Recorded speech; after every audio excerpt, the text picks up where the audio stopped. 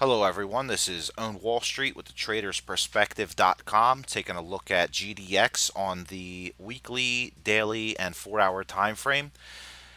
I was in a trade earlier this week that did not work out well, I'll be honest with you. I got caught in this downward slope here, and it is what it is. It happens. I took a little bit of a loss, and today we managed to see a nice powerful hammer.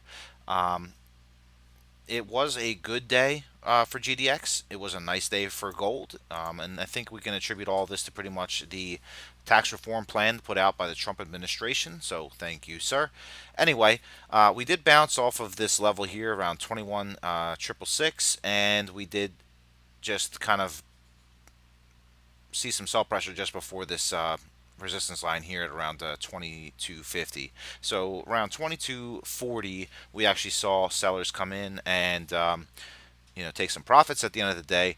However, I think that we may actually see some further upside, and I'll show you why. We do have a bearish cross on the daily time frame here, by the way, and we do have the 50-period simple moving average denoted by this black line, and we did break below the weekly support line. Let me just go ahead and zoom out first before I start breaking down to the lower time frames. So here we go. Here's that trend line I was showing you earlier, just to give you an idea, right about there. Almost bouncing off this 200 period simple moving average denoted by the pink line. Going back down to the daily, so here we are. We have we have a trend line resistance right here, and we also have the 200 simple period moving average right here.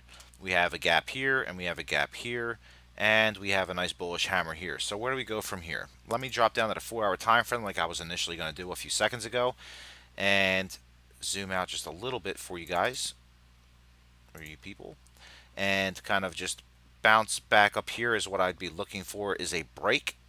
We do have this cross intersection here, so usually we'll see prices kind of come back down. But in the event that price does reverse and hold, and I stress that, and hold 22 and push back up, in the event we're able to get back above this trend line here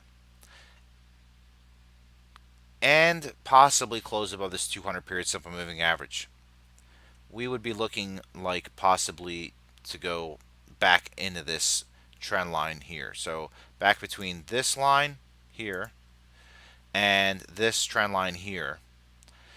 But again, that would take us definitely testing 22, let's call it flat, 22 flat, testing that, holding, and then pushing higher. If we can break above 2250 and get back in this area of price action, let me zoom out for you so you can see exactly the extent of this level. So again, we were here and we were in the mid channel, went up back to the top. The trend line selling pressure persisted. We came back, could not support the 2340 level, broke down all the way to 2160, 2170.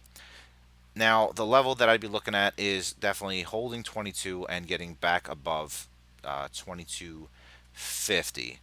So in the meantime, I don't know exactly what's going to happen here. I personally don't like these types of situations, so I'll just be watching from the sidelines as far as the miners are concerned.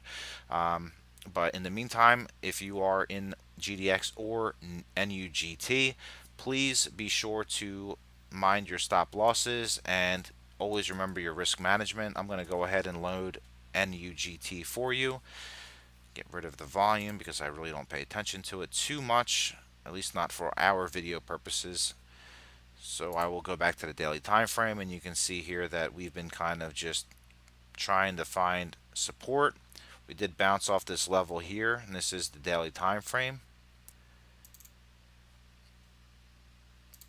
Do this real time so some of you can see me here real quick with the lines for visual purposes. There's our trend line break, just like on GDX. And then we have our support line, which I will put in right about here.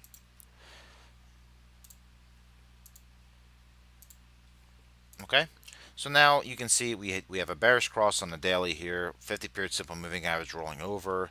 Our upside, if I was bullish, was to be able to get back over this trend line here, and now we're kind of boxed between the two. So, best case scenario, we hold the lows here around $8. That would be ideal, and then push back above this trend line and then close here. Regardless of where, as long as we close at least $9, that would be nice.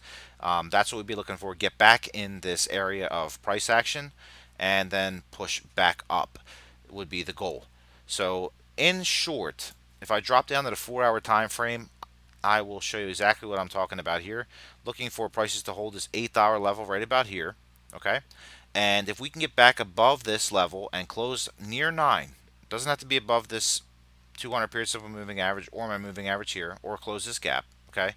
As long as we can close in this area right here, anywhere between 866, preferably 9 or higher would be better, obviously showing the strength.